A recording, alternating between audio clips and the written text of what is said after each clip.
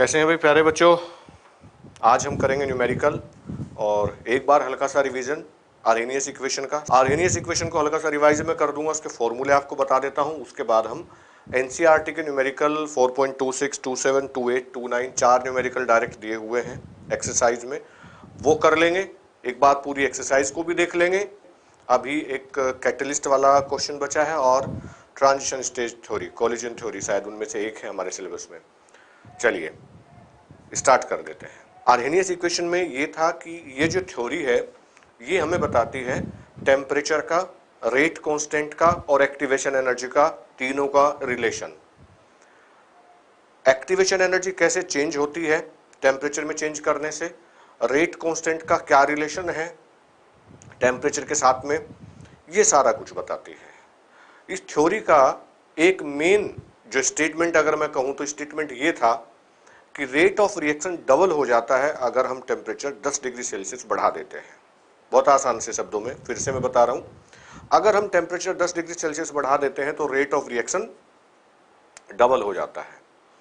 अगर आप उसको 10 डिग्री और बढ़ा देंगे तो ये जितना हो चुका था अब उसका डबल हो जाएगा, यानी कि 2 का 4, 4 का 8, 8 का 16, इस तरीके से 10 डिग्री से 50 डिग्री जाने में एक ऐसा न्यूमेरिकल भी हम लेने वाले हैं। अगर सपोज करिए 10 डिग्री सेल्सियस है, उस पर टेम्परेचर रेट ऑफ रिएक्शन जो है वो 2 था, 2 मोल पर सेकेंड, और 10 से 50 कर दिया है तो कितना बढ़ाया आपने, 10 से 20 किया है ना, 20 किया, 20 से 30 किया, 30 से 40 किया, 40 से 50 किया, 4 बार आपने बढ़ाया। तो 2 का 4 हो जाएगा, 4 का 8 हो जाएगा, 8 का 16 हो जाएगा, 16 का 32 हो जाएगा, यानी कि 50 डिग्री सेल्सियस पर रेट 32 मोल पर सेकेंड हो जाएगा। रिलेशन उसने दिया था आर्हेनियस ने, वो क्या है एक बार उस पर डिस्कस करते हैं। वो मैं लिख देता हूं यहां पर इक्वेशन, फिर न्यूमेरिकल। वो जो इक्वेशन थी वो ये थी, k is equal to A dot exponential की power E A upon R T. याद आ गया होगा आपको। यहां पर k जो है ये फर्स्ट ऑर्डर रेट कांस्टेंट होता है, k is first order rate constant, a Arrhenius factor होता है, कांस्टेंट होता है, इसकी वैल्यू गिवन होती है, e मैथमेटिकल टर्म है एक्सपोनेंशियल फैक्टर, और यहां पर E A that is activation energy, r gas constant, इसकी वैल्यू 8.314 है ना, ये आपको याद है ये होती है, और T टेम्परेचर होता है, टेम्परेचर केल्विन में। इसका लॉग लेकर के लिखेंगे तो क्या बनेगी इक्वेशन। इस पर भी न्यूमेरिकल है एनसीईआरटी का 4.26, इसी पर बेस है जो आज हम करने वाले हैं। इसका जब लॉग लेकर के लिखते हैं 4.27 जो न्यूमेरिकल है एनसीईआरटी का वो इस पर बेस्ड होगा, वो हो जाएगा log k is equal to log a minus E A upon 2.303 R T, इस पर न्यूमेरिकल होगा। और जब टेम्परेचर T1 से T2 चला जाता है, टेम्परेचर T1 है, T1 से T2 हो जाता है, तब क्या होगी, तो 4.28 और 29 जो न्यूमेरिकल है एनसीईआरटी का वो इस पर बेस्ड है, तब हो जाएगी ये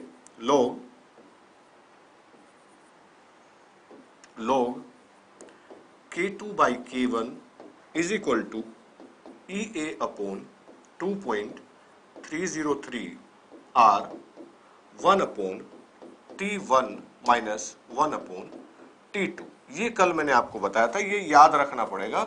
और यहां पर जो K है वो रेट कांस्टेंट है, ना जीरो का ना सेकंड का, फर्स्ट ऑर्डर रिएक्शन का। एक ग्राफ भी प्लॉट किया था मैंने, ग्राफ पर भी न्यूमेरिकल होंगे जो एनसीईआरटी से बाहर के हैं, वो भी मैं कराने वाला हूं। ये ग्राफ था log K और 1 बाई T, इसमें एक ग्राफ प्लॉट करते हैं तो ध्यान हो आपके, इस तरीके का स्लोप आया था, और इस स्लोप की जो वैल्यू होती है वो होती है minus E A upon 2.303 R, ये वैल्यू। यहां तक का कंसेप्ट क्लियर। एक 10 डिग्री सेल्सियस बढ़ाने पर डबल, ये सारा डेरिवेशन, इन तीनों का रिलेशन। एक्टिवेशन एनर्जी क्या होती है, मिनिमम एनर्जी जिसको एक्सेप्ट करने के बाद में कोई रिएक्टेंट प्रोडक्ट में बदलेगा, बिना एक्टिवेशन एनर्जी के नहीं बदल सकता, यानी कि कुछ एनर्जी उसके पास ऑलरेडी थी, कुछ और चाहिए थी उसको, तो जो वो और चाहिए थी है ना, अपनी जो थी उसको काइनेटिक, और जो बाहर से चाहिए वो एक्टिवेशन एनर्जी, दोनों का टोटल होकर के आता है is equal to threshold energy. Threshold energy is the total energy required for a reactant to convert into product. ये है एनसीईआरटी, ठीक है। और क्वेश्चन नंबर 4.26 आप भी अपनी बुक देखेंगे तो बहुत अच्छा रहेगा। 4.26 एनसीईआरटी का है आपके सामने। हाइड्रोकार्बन का विघटन निम्न समीकरण के अनुसार होता है। एक्टिवेशन एनर्जी की गणना कीजिए। हाइड्रोकार्बन का विघटन निम्न समीकरण के अनुसार होता है। Hydrocarbon disintegrate according to the given equation, find out the value of activation energy. और जो समीकरण आपको दिख रही है वो ये है। तो आपके ध्यान हो जो पहले वाली इक्वेशन है एक्टिवेशन एनर्जी की वो क्या है, वो अगर मैं यहां लिखूं, देखो A is equal to A dot e की power minus E A upon R T. कितना मैच कर गया इसके साथ में, K की जगह K है, A की जगह पे जो वैल्यू है वो आपको दिख रही है, A की वैल्यू है ना, इस A की ये वैल्यू है यहाँ तक, E की जगह E एक्सपोनेंशियल और E A की जगह क्या लिखा हुआ है 28,000। तो कैसे करेंगे इसको minus E A upon R T, इधर से ये उठा लिया, E की पावर ले लिया मैंने, यहां भी E की पावर को उठा लिया और यहां भी E की पावर को उठा लिया, ये हो गया माइनस 28,000 1 2 3 अपॉन टी, ये वाला है ना, ठीक। यहां माइनस से माइनस कट कर दिया, टी से टी कट कर दिया, तो एक्टिवेशन एनर्जी की वैल्यू कितनी आसानी से निकल के आ गई। Activation energy E A is equal to हो गया 28,000 और इंटू आर, आर की वैल्यू 8.314। एनसीईआरटी का आंसर देखिएगा बिल्कुल लास्ट में, आई थिंक 232.76 इसका आंसर है किलो जूल में। यहां जो आंसर आएगा वो आपका जूल आएगा, उसको 1000 से डिवाइड कर देंगे तो किलो जूल हो जाएगा, ठीक है ना। हो गया 4.26। अब थोड़ा सा आगे बढ़ते हैं, 4.27 ले लेते हैं, ये मैं हटा देता हूं, बहुत आसान न्यूमेरिकल था। ये है 4.27 एनसीईआरटी, आप अपनी बुक में देखेंगे इंग्लिश में, ऊपर मत जाओ भाई, हाँ। H2O2 के प्रथम कोटि के विघटन को निम्न समीकरण द्वारा लिख सकते हैं। इंग्लिश में ट्रांसलेट कर रहा हूं, The disintegration of H2O2 according to the first order reaction can be written as log K is equal to 14.34 minus 1.25 into 10 की पावर 4 K upon T। इस अभिक्रिया के लिए एक्टिवेशन एनर्जी की गणना कीजिए। कितने ताप पर इस अभिक्रिया की अर्धायु 256 मिनट होगी। Find out the activation energy for this reaction and at what temperature the half life period of this reaction will be 256 minute.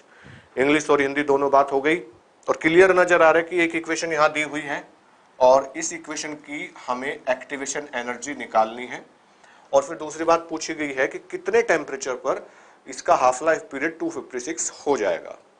तो आप देखिए ये जो इक्वेशन लिखी हुई है ये बिल्कुल वैसी नजर आ रही है आपको जैसे second form of Arrhenius equation होती है। उसको जरा मैं लिखूं तो आप देखेंगे log K is equal to log A minus E A upon 2.303 RT, यही थी ना। log K की जगह log K लिखा हुआ है और log A की जगह लिखा हुआ है 14.34 माइनस यहां जो जहां एक्टिवेशन एनर्जी है, तो मैं क्या करता हूं फिर से इधर वाला टर्म उठा लेता हूं और यही कर लेते हैं इसको, है ना। नया पेज क्या खोलेंगे, तो minus E A upon 2.303 RT is equal to, ये वाला टर्म ले लिया मैंने यहाँ पे, है ना, इसका ये वाला टर्म ले लेता हूँ, माइनस 1.25 इंटू 10 की पावर 4 K4 केल्विन, उसको नहीं लेते, अपॉन T। तो आप यहां देखिए माइनस से तो माइनस कट जाएगा, यहां पर माइनस से माइनस कैंसिल हो गया, T से T कैंसिल हो गया, तो एक्टिवेशन एनर्जी ई ए जो होगा 1.25 इंटू 10 के पावर 4 में मल्टीप्लाई हो जाएगा 2.303 इंटू आर, और आर चूंकि एक कांस्टेंट है और ये 2-3 चैप्टर में आपको परेशान करता है, तो क्यों ना आप याद कर लें कि 2.303 इंटू आर की वैल्यू 8.314, इन दोनों की जो मल्टीप्लाई करके आएगा दैट विल बी 19.14, है ना। आर की वैल्यू पुट कर दी मैंने, बस यही करना है आपको। एक्टिवेशन एनर्जी हो गई है आपकी 1.25 इंटू 10 की पावर 4 इंटू 19.14, तो ये 23 पॉइंट समथिंग आंसर दिया हुआ है, शायद ये आएगा 23 पॉइंट समथिंग, ठीक है। क्वेश्चन नंबर 4.27 भी एनसीईआरटी का क्लियर। देखिए मैं अभी आपको मैच भी कराऊंगा कि मैंने जो जो टॉपिक कराए उन पर जो न्यूमेरिकल कराए एनसीईआरटी की पूरी एक्सरसाइज में कितने कर चुके हैं हम, अब 4.27 के बाद बारी आती है 4.28 की। थोड़ा सा टफ चीजें चल रही हैं। 4.27 easy, 26 easy, very easy, 27 easy, 4.28 little hard and 4.29 is वो बहुत ज्यादा टफ होगा। इसको बोर्ड में नहीं पूछा जाएगा 4.29 को। अब वजह क्या है? 4.29 बोर्ड में तो इसलिए नहीं पूछा जाएगा क्योंकि इतना लेंदी न्यूमेरिकल 3 नंबर में जो बने कम से कम वो बोर्ड में नहीं आता। बोर्ड में न्यूमेरिकल आते हैं 1 नंबर के और मैक्सिमम 2 नंबर। ये एनालिसिस इसलिए कर रहा हूं मैं, जो बच्चे अगर बोर्ड दे रहे हैं इस बार, क्योंकि हमें पता है भाई 30 नंबर न्यूमेरिकल, 13 में से चैप्टर बच गए 3, तीनों न्यूमेरिकल के हैं, तो उनमें से उनका वेटेज देखे तो 5 5 5 15 नंबर, 15 में से 30 न्यूमेरिकल, तो 2 नंबर को छोड़ के 13 के न्यूमेरिकल देने, कौन से कितने नंबर का ये भी फिक्स है कि पहले चैप्टर में से इतने क्वेश्चन आने हैं, 2 + 2 + 1 इस तरीके से, तो वो सारा सेट है। तो टीचर की मजबूरी है, क्लियर बता रहा हूँ, बोर्ड में तो आएगा नहीं है, मैं तो कराऊंगा इसको क्योंकि न्यूमेरिकल बहुत अच्छा है, तोड़ करके कंसेप्ट आसान बना करके लिया जा सकता है, ऐसे नहीं।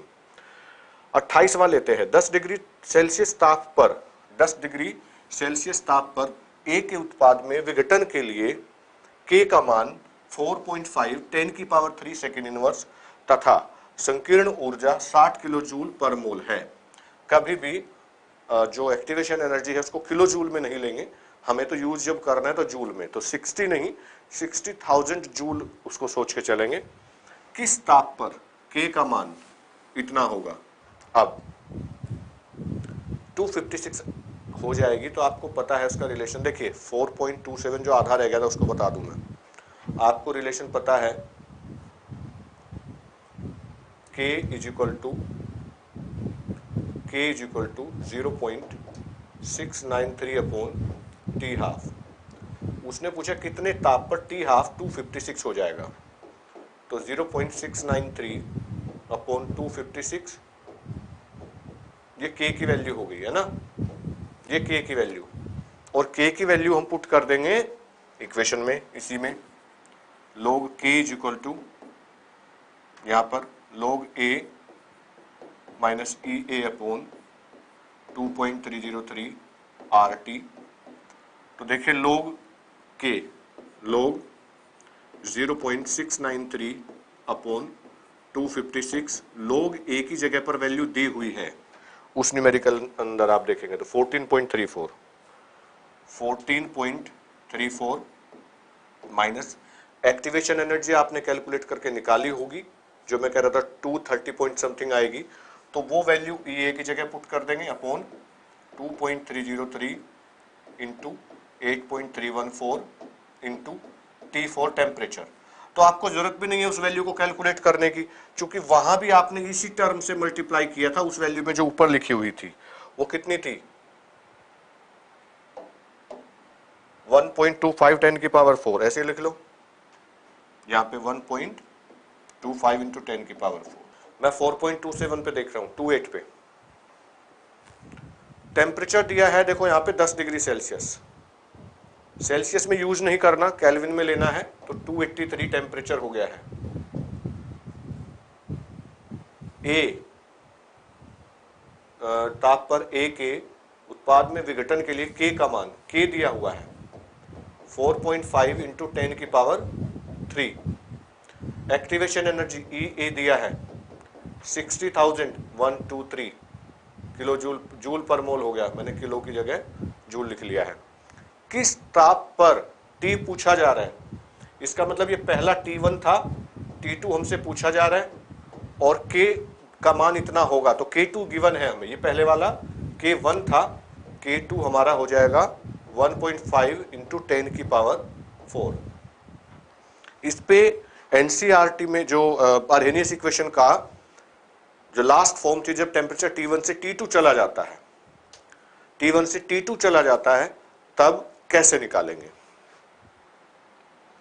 यहां पर वो इक्वेशन लिखते हैं सबसे पहले तो log K2 by K1 is equal to E A upon 2.303 R bracket के अंदर 1/T1 माइनस 1/T2, इस तरीके से। यहां पर K2 और K1 दोनों की वैल्यू दी हुई है। K2 की वैल्यू है 1.5 10 की पावर 4, 1.5 इंटू 10 की पावर 4 अपॉन K1 कितना है भाई 4.5 10 की पावर 3 मैंने लिखा हुआ है ना, 4.5 इंटू 10 की power 3 is equal to activation energy मुझे याद है 60,000 है शायद, 60,000 जूल। हाँ ये मैंने लिख ली थी यहां पर T1 283 अपॉन दोनों का मल्टीप्लाई 2.303 इंटू आर, अभी बताया था मैंने 19.14, T1 283 और T2 आपसे पूछा गया।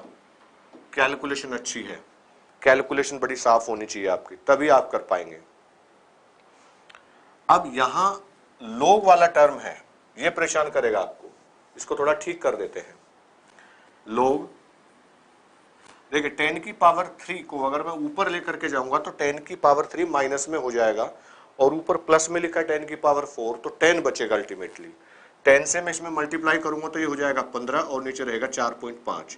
आप चाहें तो इसको 45 लिख लें, इसको 150 लिख लें, इस तरीके से, है ना। उधर वाले को अभी नहीं लेते, पहले इससे निपट लेते हैं। अब इसको आप डिवाइड कर लीजिए, इजी वे में ले आइए। आप कई चीजें हैं आपके पास जिससे आप इसको कट कर सकते हैं।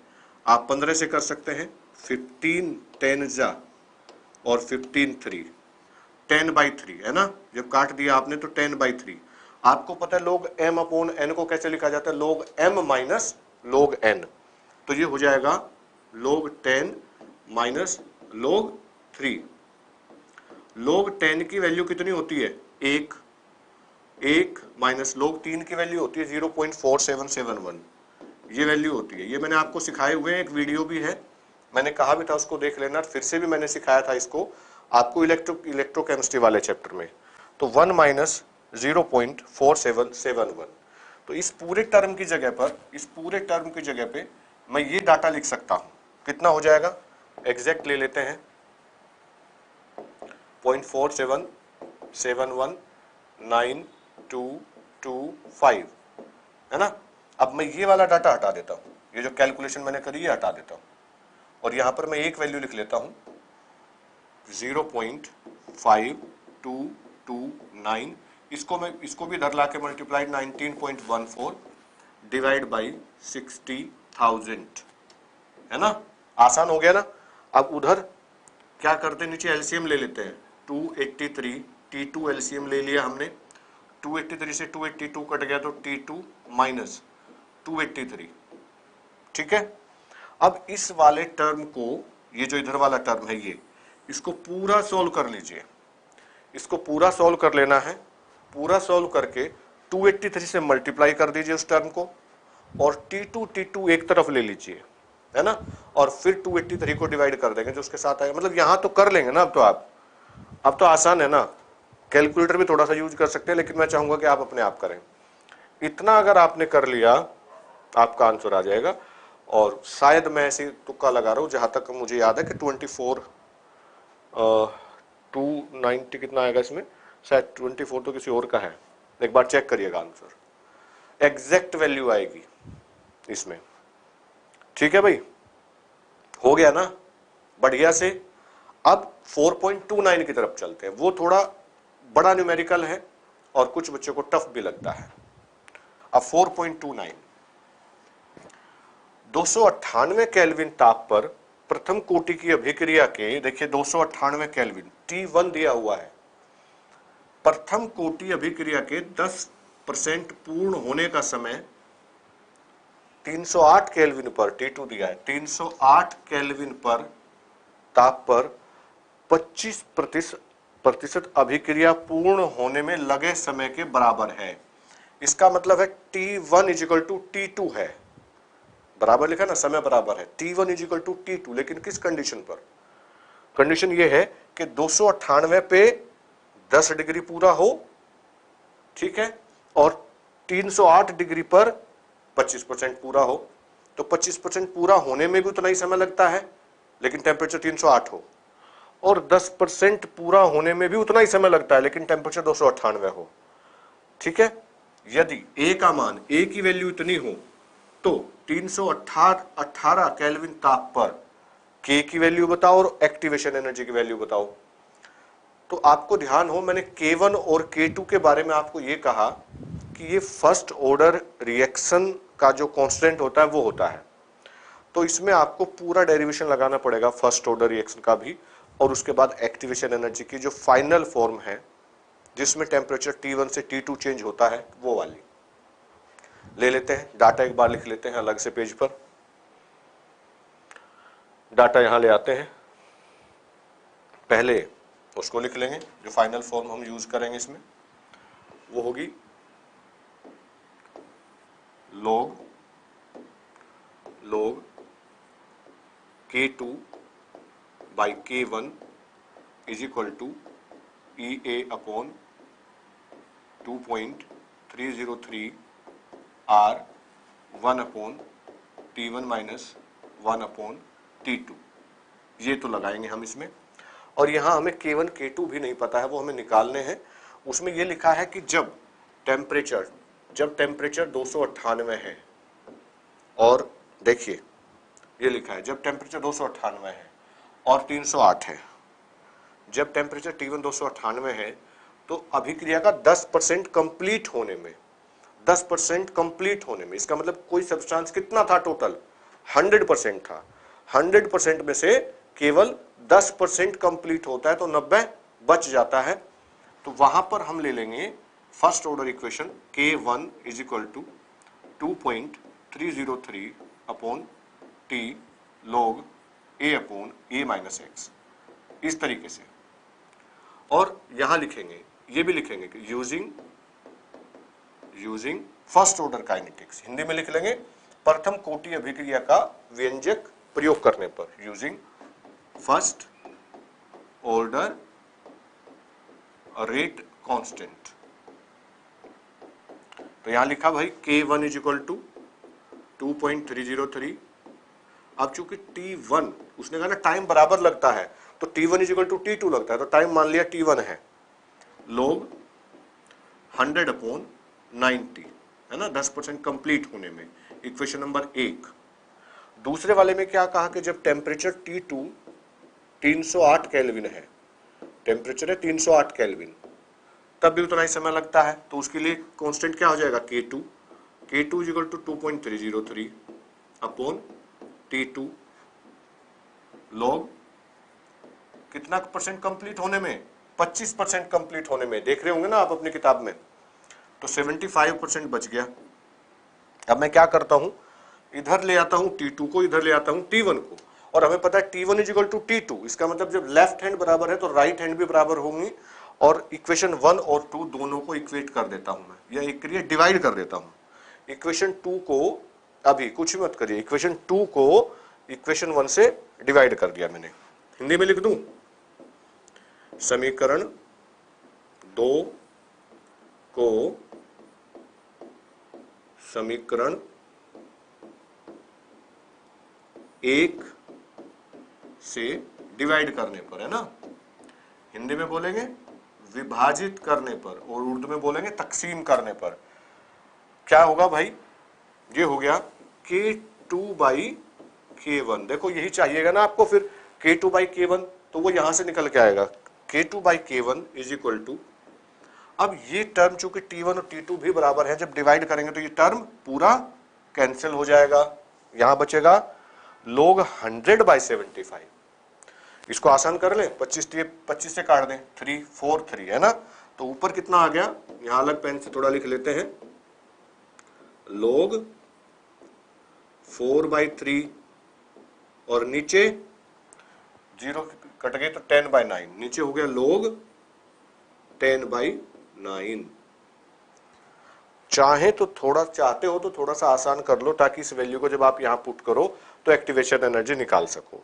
कैसे करेंगे इसको आसान, log 4 माइनस log 3 है ना, ऊपर तो ये कर लो, log 4 माइनस log 3, log 4 की वैल्यू आपको पता है, मैं यहां कर देता हूं, तो K2 upon K1 is equal to log 4 minus log 3, log 4 की वैल्यू होती है 0.6021, 20 भी लिखा जाता है कहीं पे, माइनस 0.4771, ये हो गई log 3 की वैल्यू। नीचे क्या है भाई, log 10 अपॉन log 9, log 10 की वैल्यू होती है 1 और log 9 की वैल्यू 0. अब दो तरीके, log 9 की वैल्यू, चूंकि मैंने आपको ये कहा था कि log 2, log 3, log 4, log 5, बस इनको याद कर लो, बाकी टेबल की जरूरत नहीं पड़ेगी आपको। अब 9 को कैसे लिखेंगे, देखिए log 9 की वैल्यू अगर निकालनी है, रफ काम कर रहा हूं, तो आप इसको लिखो log 3 की पावर 2, और ये लिखा जाएगा 2 log 3।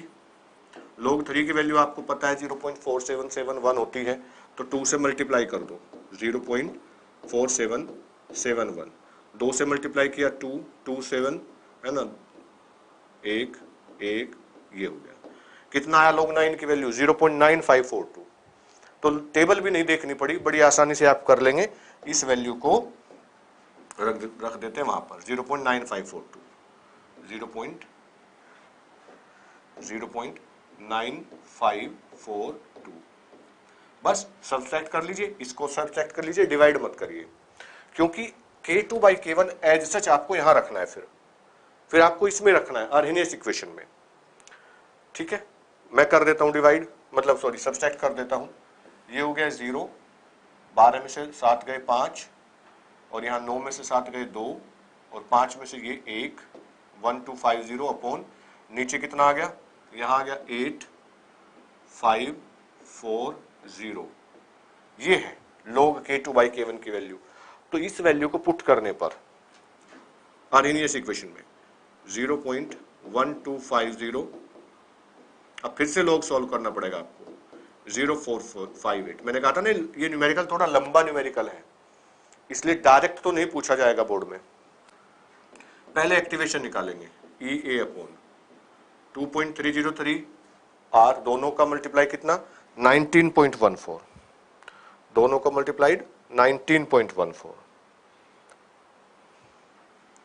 19.14, और यहां पर 1 अपॉन 298 था, माइनस 1 अपॉन 308।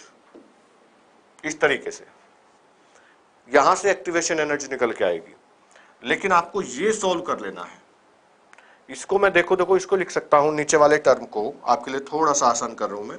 इस वाले टर्म में लिख सकता हूं ना 458 इंटू 10 की पावर -4, ऊपर वाले में 1250 इंटू 10 की पावर -4, तो 10 की पावर -4 से 10 की पावर -4 कट जाएगी, तो ये रह जाएगा log 1250 अपॉन 458।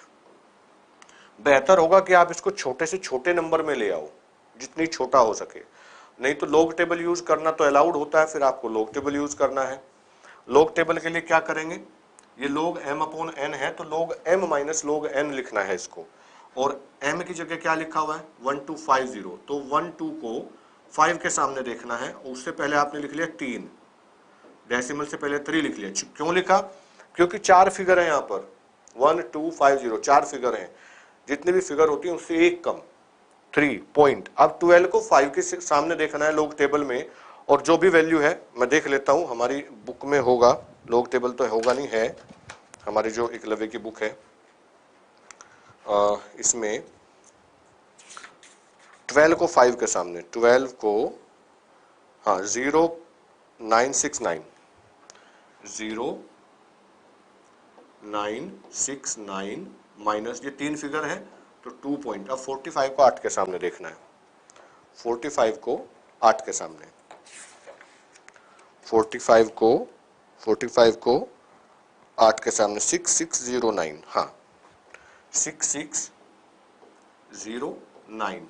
तो सब्सट्रैक्ट करके कितना आसान हो गया ना, बहुत आसान हो गया ना। इधर से ये जो भी वैल्यू यहां आएगी इंटू 19.14 इंटू 298 इंटू 308, और दोनों का डिफरेंस आएगा ऊपर 10, इस वैल्यू को 10 से डिवाइड कर देना, आपकी एक्टिवेशन एनर्जी आ जाएगी, लेकिन वो जूल में आएगी, बस 1000 से डिवाइड करके किलो जूल में कन्वर्ट कर लेना। ये हो गया, ऐसे करके।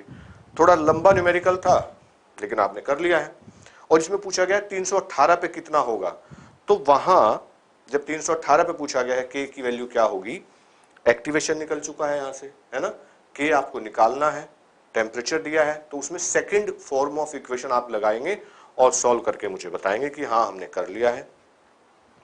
तो ये एनसीईआरटी के एक्टिवेशन एनर्जी पर न्यूमेरिकल थे, कुछ ग्राफ बना करके देखेंगे, कुछ आप अपनी तरफ से भी सॉल्व करने की कोशिश करेंगे और उम्मीद करता हूं कि एक्टिवेशन मैंने कल की क्लास में एक्सप्लेन किया था, न्यूमेरिकल मैंने आज एक्सप्लेन कर दिए हैं और ये बोर्ड में जरूर आता है। इस पर कुछ ना कुछ 2 नंबर में देंगे तो देखो क्या क्या होगा, ए पार्ट में लिख देंगे डिफाइन एक्टिवेशन एनर्जी और बी में न्यूमेरिकल दे देंगे 4.26। एज सच न्यूमेरिकल चेंज नहीं होता बोर्ड के लिए तो, और नीट में थोड़ा सा चेंज हो सकता है ना।